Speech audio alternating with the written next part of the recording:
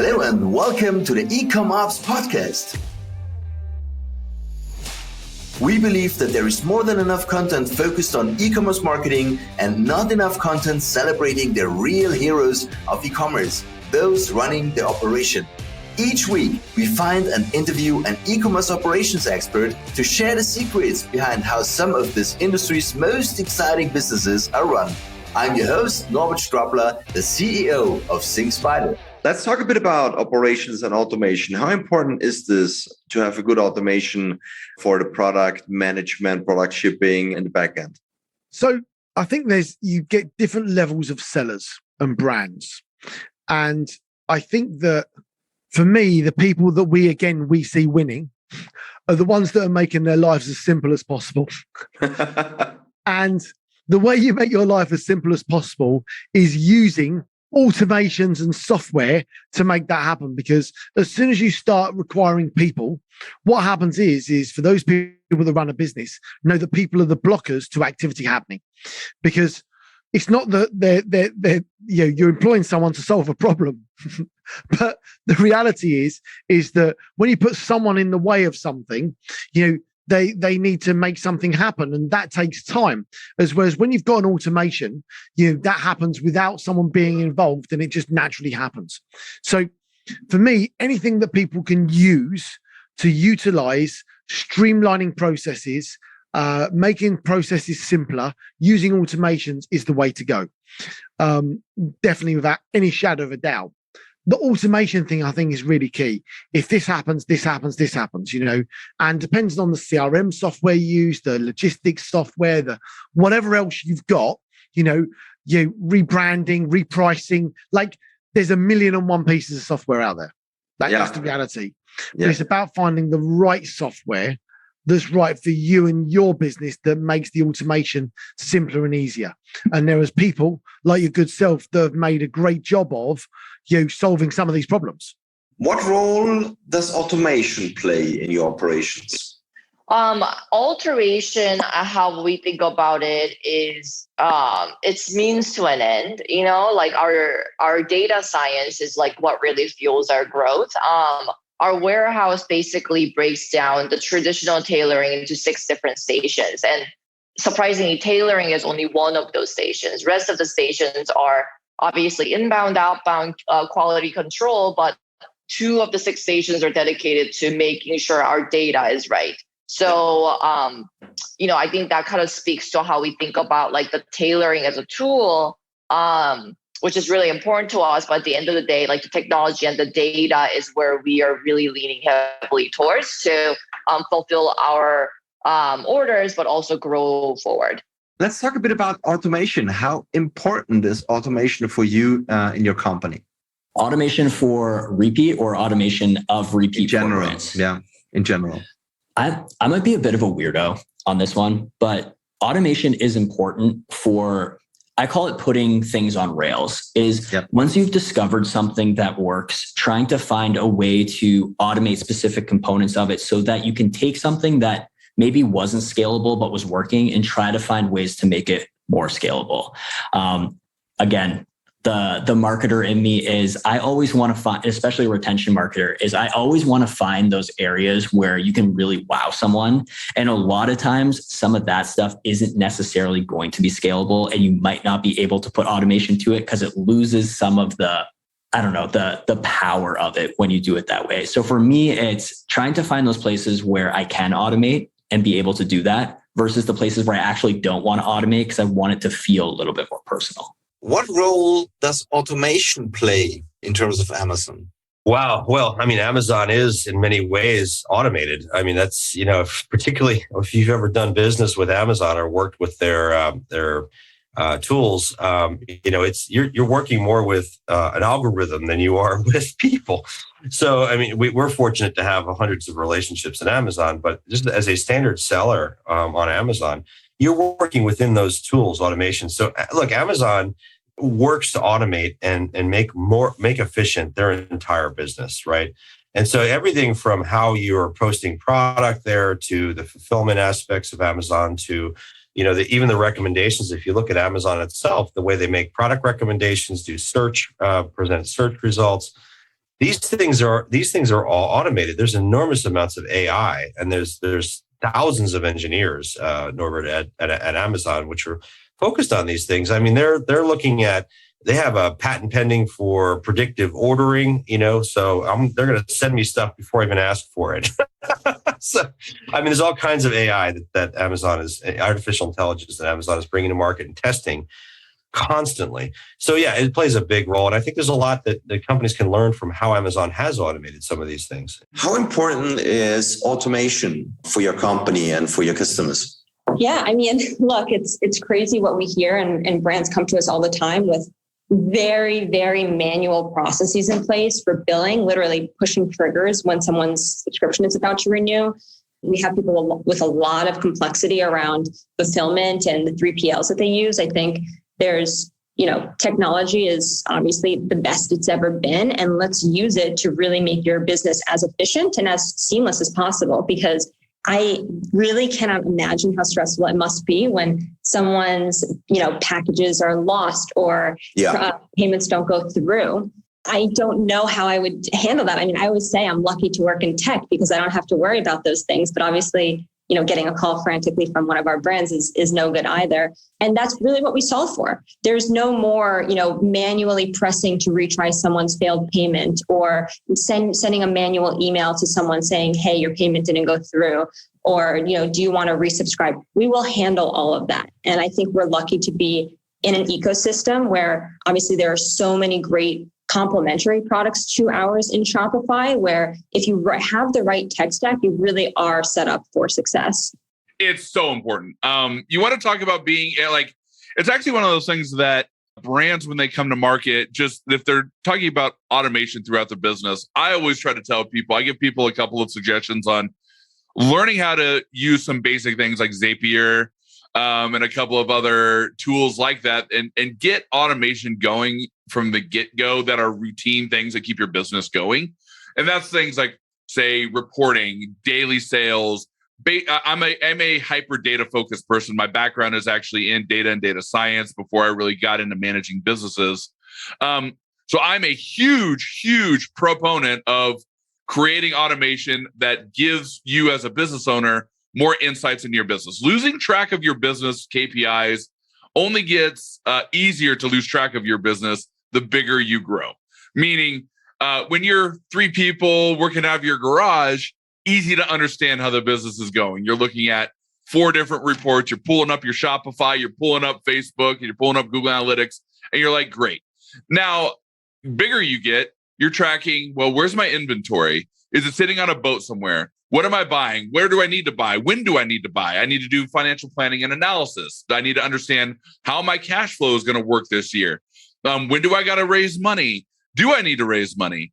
And how much money do I need to raise? And all these things, as you grow and grow your business, automating the kinds of triggered alerts for you to say, oh, I need to look at this because I had budgeted for our cash balance to be at $200,000 at the end of this month, and we're at $150,000 of cash.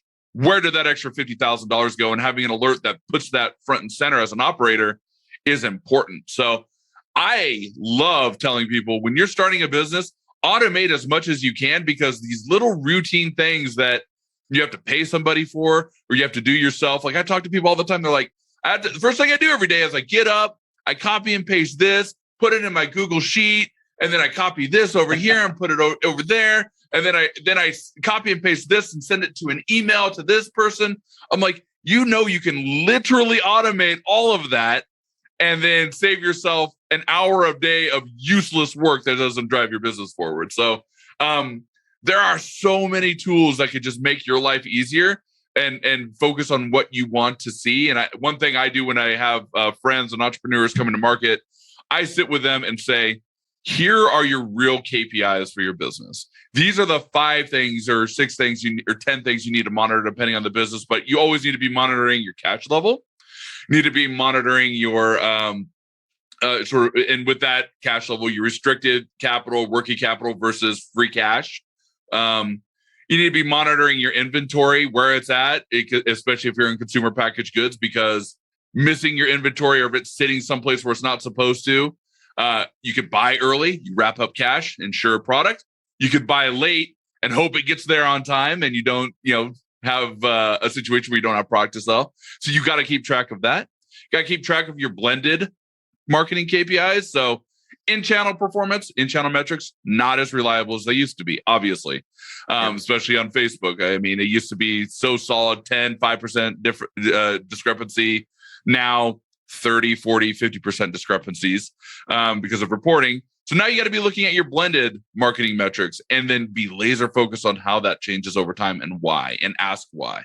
But you can automate most of that to where, as an operator and as a team, you get that stuff sent to you with very out of the box reporting tools. Do Google Data Studio, hooked up with Zapier, pulling stuff in, learning basics about just how to send stuff. Like, you can have reports sent to your email, have a script that can take that, put that in a consolidated Google Sheet for you, so you're not copying and pasting. Anybody can learn that stuff, and it just saves you so much time. It might be 15 minutes a day, but guess what? 15 minutes a day is an hour, almost an hour and a half a week. Times 52 weeks, that's over 100 hours. That's almost 100 hours a year of time that you're not pushing your business forward. You're just trying to keep the pieces together. Let's talk a bit about automation. Do you use automation in your company? How do you use it? How important is it?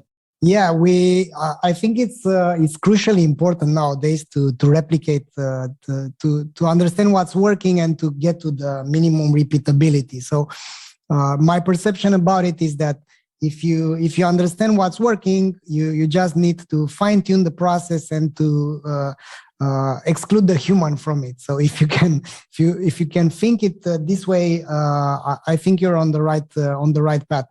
We use it on the sales end. We use it on the marketing end. We are using it on the reporting for our clients.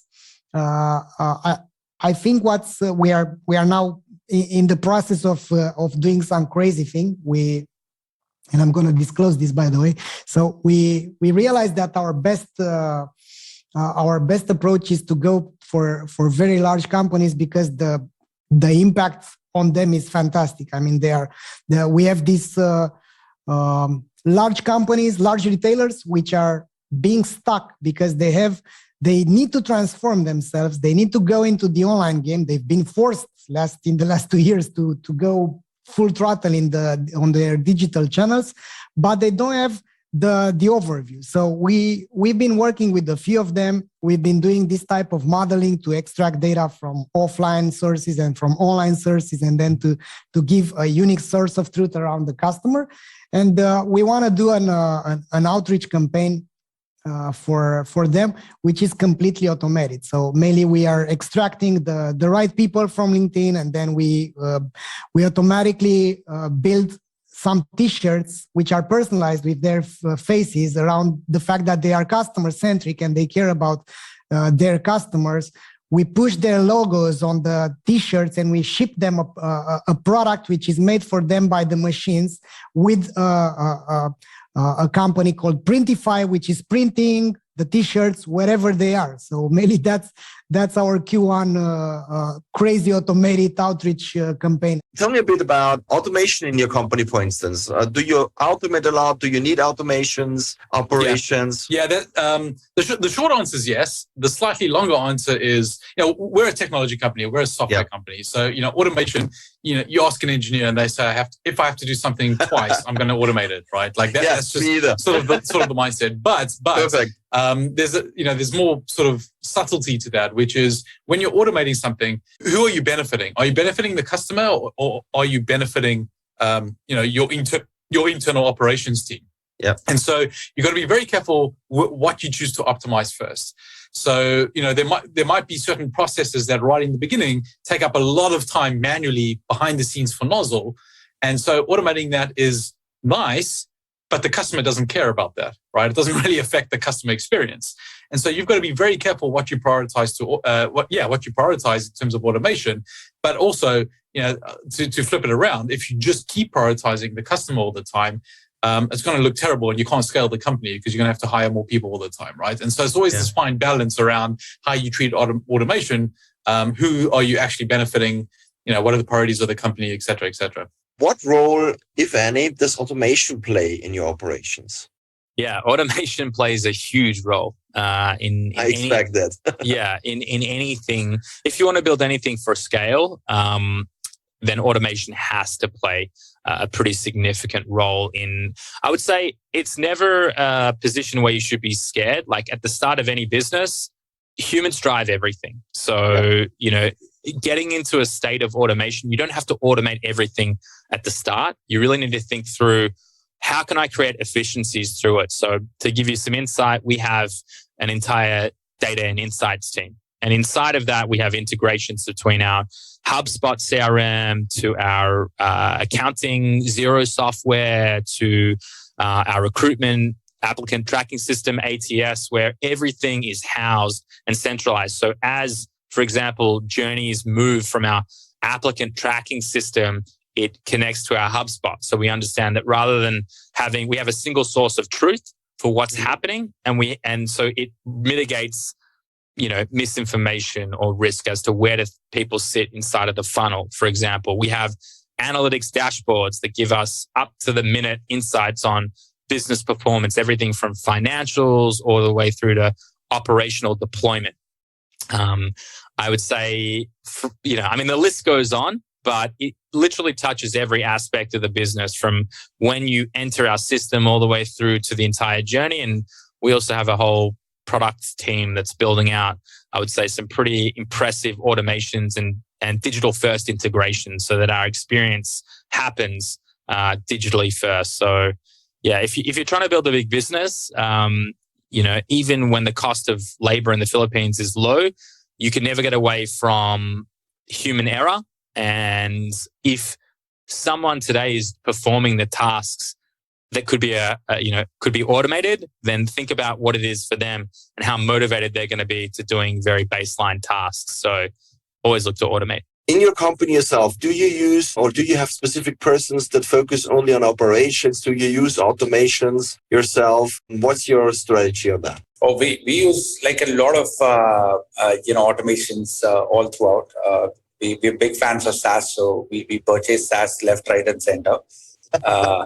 But yeah, operations. We are a SaaS company, so we don't have an operations department. Mainly the teams are divided into three broad buckets. Anytime a new person joins, I say it's like three main buckets. The first bucket is like the demand bucket, where you have the marketing team, the sales team, the partnership teams. That's on the top.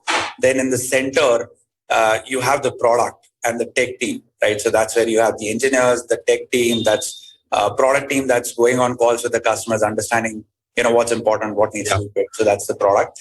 And then the bottom layer is the customer success and the support team. So once you have the customers in the system, how do you ensure that they are successful? How do you align your goals with the merchant's goals and make sure that they're successful using the application? So this is the three main departments we have. And that's it for this episode of the eCom Ops podcast. If you enjoyed listening and would like us to find and interview more e-commerce operations experts, please search for eCom Ops podcast in your favorite podcast listening app, and then subscribe, rate, and review. Until next time.